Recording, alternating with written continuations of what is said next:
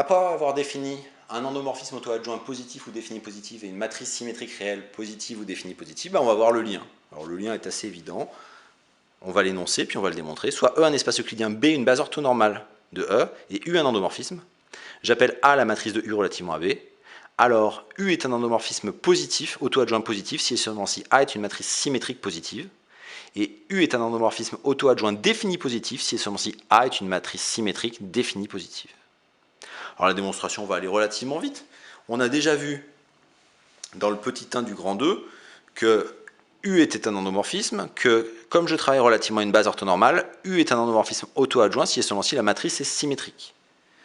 Donc il n'y a que les plus à rajouter. De plus, si petit x est dans E, on a vu que si grand X était la matrice de petit x dans B, la matrice dans B de U de X c'est grand A fois grand X. Et donc U de X scalaire X, on a vu que quand on travaillait relativement à une base orthonormale, U de X scalaire X consistait à prendre la transposée de la matrice colonne représentant UX fois la matrice colonne représentant X. Donc ça fait AX transposé fois X, ce qui fait X transposé A transposé X. Et comme A est une matrice symétrique, ça fait X transposé AX.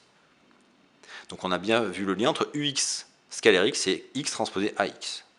Réciproquement, évidemment, pour toute matrice colonne, si je pose X le vecteur de E tel que la matrice de petit x, ce soit grand X, j'aurai le même calcul, grand X transposé AX égale U de X scalaire X.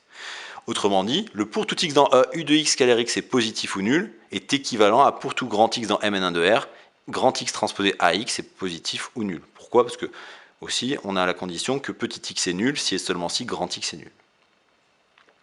Donc voilà, donc comme petit x est nul si et seulement si grand X c'est la colonne nulle, on a que pour tout x dans E privé de 0, U de X scalaire X est strictement positif si et seulement si pour tout grand X dans Mn1 de R, non nul, grand X transposé AX est strictement positif, ce qui donne bien la conclusion attendue, puisque ceci est la définition de U dans S plus de E, ceci est la définition de grand A dans Sn plus de R, ceci est la définition de U dans S plus de E, et ceci est la définition de grand A dans Sn plus de R, ce qui termine le lien entre les endomorphismes auto-adjoints positifs et définis positifs et les matrices symétriques réelles positives et définies positives.